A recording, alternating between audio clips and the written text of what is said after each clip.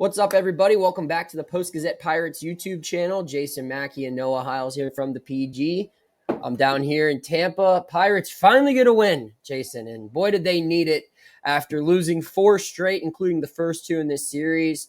Paul Skenes leads the charge. Bucks win 4-2 to take at least one game from the Rays here at Steinbrenner Field.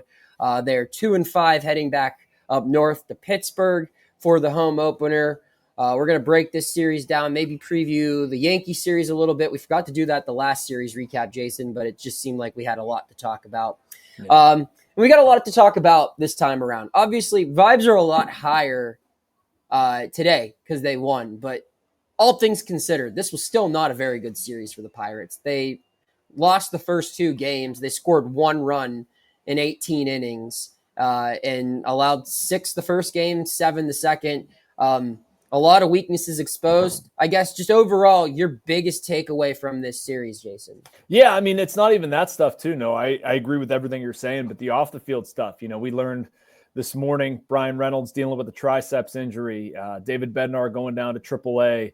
I'm glad Colin Holderman got out of it and limited the damage, but I can't say that I feel a ton better about his performance. Paul Skenes was what he needed to be today. He was the stopper, somebody to put an end to the lousy losing, but they do have a lot of work to do offensively. You've written about this, getting more out of the leadoff spot, getting more out of the lineup, period. Just too many passengers right now, but, it was one road trip. It was not a good road trip, losing 5 of 7. The day off comes at a good time, proverbial baseball cliche, home opener Friday. There was enough good, but, yeah, certainly not to balance out the bad. I'll say this. I don't think I'm as concerned about the bullpen as a lot of other people are. I think the bullpen issues, to me, can be boiled down to 2 guys, and one of them's no longer on the big league roster. Holderman is a concern, and I think moving forward, they have to start pitching him in lower leverage spots. That doesn't just mean starting an inning. I'm saying he might need to be the last guy out of the bullpen right now. Yeah, and I don't disagree with you. It needs to be Baraki and Santana. I totally agree. Just like it happened today. Yeah, I think today we learned some answers for the leverage innings. I think we found out who cannot handle it, or continued to find out who cannot handle it right now, at least. Yeah, and then we found out that I think Baraki. I mean, he's not doing this just against left-handed hitters, Jason. It's anybody. They pinch hit. They pinch hit. I believe it was Means. Is that his name? Yep. Means. And a right-handed hitter, Curtis Mead, a right-handed hitter, and he goes after him and gets him looking for that big out. That's the second time this season already that he's come in with runners on base. I believe the tying run on base both occasions, and got a strikeout to escape a jam. And then Dennis Santana comes in the 9th. Obviously, he puts the tying run at the plate, allows a 2-out. I believe it was a walk. Might have been a single. I can't remember. But puts a runner on base after getting 2 quick outs. But he battles, and he gets it done. I think Santana and Baraki are your leverage arms right now. And I emphasize right now because that could change. That could change with Bednar coming back. Holderman could get right. Nicholas could come up, or Rainey could come up. Anyone could rise to the occasion. You don't need to give anyone a title. But right now, those 2 are throwing the ball as well as anyone on this team. And even the guys behind him, Lawrence, I think, has looked good. Joey Wentz has looked good. There have been other guys who have been competent here. It's just 2 guys who are struggling, 1 guy who's still on the team, and he should be the guy in a game like Tuesday night where you're losing by 7 runs. That's the time to pitch Colin Holderman, not, in a 2-run game that you pretty much need to win. Otherwise, you're coming home 1-6. I don't disagree with you, but I want to hear the same argument for the offense. I don't have an argument for the offense. The offense is a come on, make one up. I mean, if you really want to boil it down, today the Pirates won because their 2 best players played like their 2 best players. Yeah. Paul Skenes was exactly like you said, Jason. He was the stopper. That is exactly what you need from your ace when you're in the midst of a losing streak. A guy who will take the ball and say, guess what? We are not losing today. And that's what Paul Skenes did. That was a very good outing from him. We've seen a lot of those, though. Yeah. And O'Neal Cruz did the same thing at the plate. He hit a home run to give him a 2-run lead. In the 9th inning, he hits a sac fly to the center field wall to give them a very big insurance run, go up 4-2. He stole a base again today. He was their best offensive player today. With 2 hits, the RBIs, the stolen base. He did everything they need. And guess what, though? You're not going to get an elite performance from your best players every single game. Skenes only can play once every 5 days, once every 6 sometimes. O'Neal Cruz, we've yet to see him show the ability to do this on a day-to-day basis. We'll get it once a series, maybe 2 times a series if we're lucky.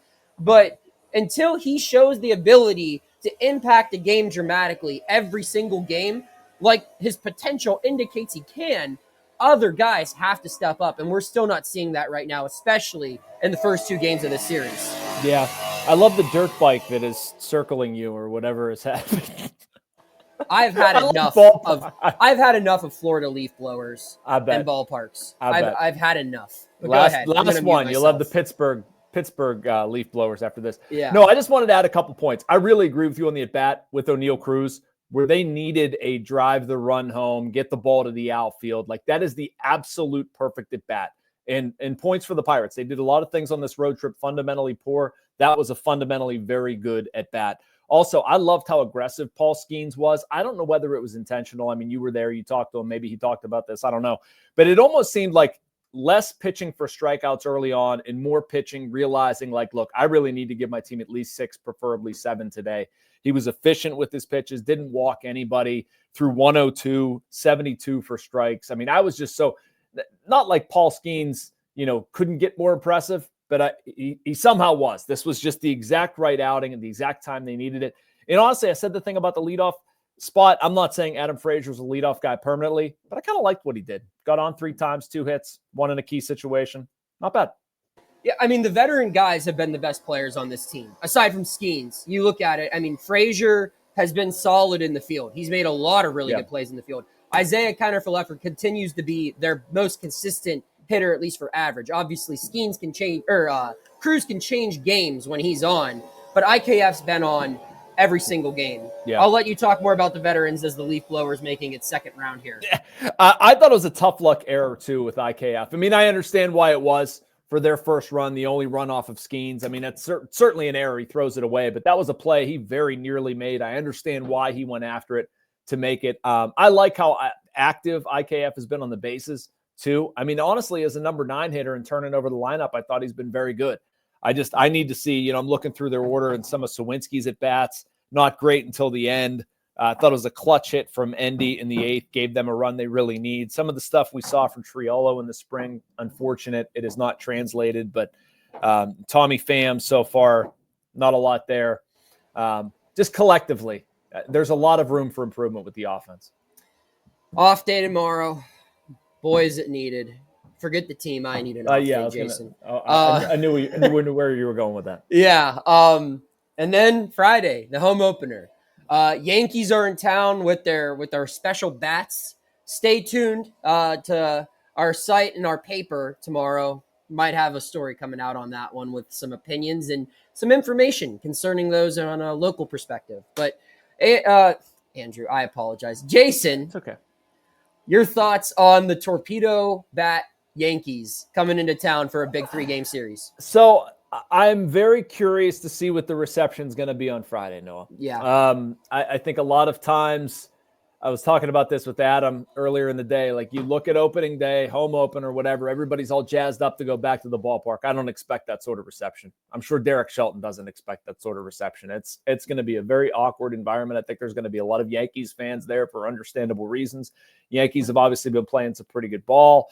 I'm bummed that Skenes isn't going to pitch against them. I understand why. But yeah, it's just going to be a weird mix emotionally. And I think that the first sign of trouble, I mean, there's going to be boos in introductions. I don't think there's any way around that. But the first sign of trouble, boy, the citizens are going to get restless, and the Pirates need to have a pretty good showing here. If it's as bad as the Marlins series, or, if they get beat, I guess it'll be okay, but not okay. But you know what I mean? Like, they can't beat themselves. They can't have another kick it around series like they did in Miami.